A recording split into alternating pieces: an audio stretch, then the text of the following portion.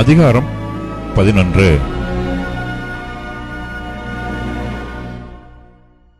அக்காலத்தில் நாகாஸ் என்னும் அம்மோனியன் வந்து கீலேயாத்தில் இருக்கிற யாபேசை முற்றுகை போட்டான்.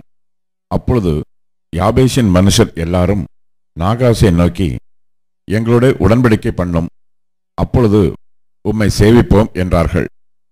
அதற்கு அம்மோனியனாகிய நாகாஸ், நான் உங்கள் ஒவ்வொருவருடைய வலது கண்ணையும் பிடுங்கி இதனாலே இஸ்ரவேல் எல்லாவற்றின் மேலும் நிந்தை வர பண்ணுவதே நான் உங்களோட பண்ணும் உடன்படிக்கை என்றான். அதற்கு யாபேசின் மூப்பர்கள், நாங்கள் இஸ்ரவேல் நாடெங்கும் ஸ்தானாபதிகளை அனுப்பும்படி 7 நாள் எங்களுக்கு தவணை கொடும், எங்களை ரட்சிப்பார் இல்லாவிட்டால் அப்பொழுது உம்மிடத்தில் வருவோம் என்றார்கள்.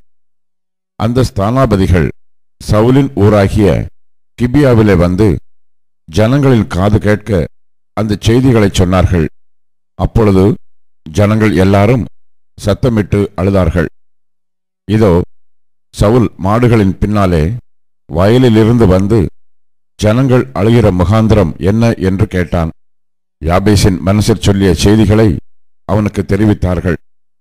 சவுல் இந்த செய்திகளை கேட்டவுடனே தேவனுடைய ஆவி அவன் மேல் இறங்கினதினால் அவன் மிகவும் கோபம் உண்டவனாகி ஓர் இணைமாட்டை பிடித்து துண்டித்து அந்த ஸ்தானாபதிகள் கையிலே கொடுத்து இஸ்ரவேலின் நாடுகளுக்கெல்லாம் அனுப்பி, சவுலின் பின்னாலேயும் சாமுவேலின் பின்னாலேயும் புறப்படாதவன் எவனோ அவனுடைய மாடுகளுக்கு இப்படி செய்யப்படும் என்று சொல்லி அனுப்பினான்.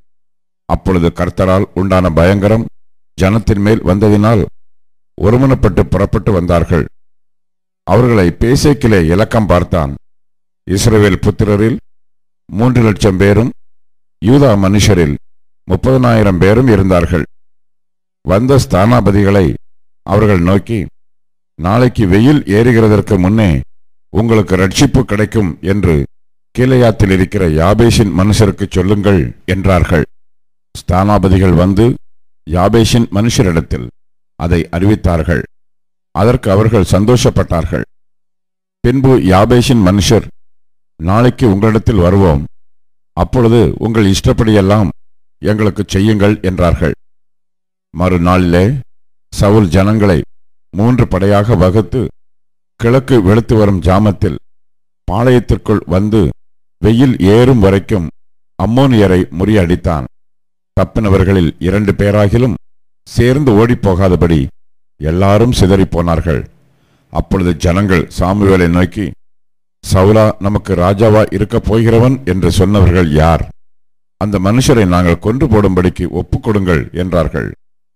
அதற்கு சவுல், இன்றைய தினம் ஒருவரும் கொல்லப்படலாகாது, இன்று கர்த்தர் இஸ்ரவேலுக்கு ரட்சிப்பை அருளினார் என்றான்.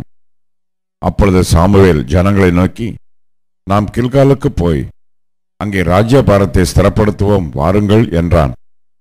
அப்படியே ஜனங்கள் எல்லாரும் கில்காலுக்கு போய் அவ்விடத்திலே கர்த்தருடைய சந்நிதியில் சவுலை ராஜாவாக ஏற்படுத்தி அங்கே கர்த்தருடைய சந்நிதியில் சமாதான பலிகளை செலுத்தி அங்கே சவுலும் இஸ்ரவேல் மனுஷர் யாவரும் மிகவும் சந்தோஷம் கொண்டாடினார்கள்.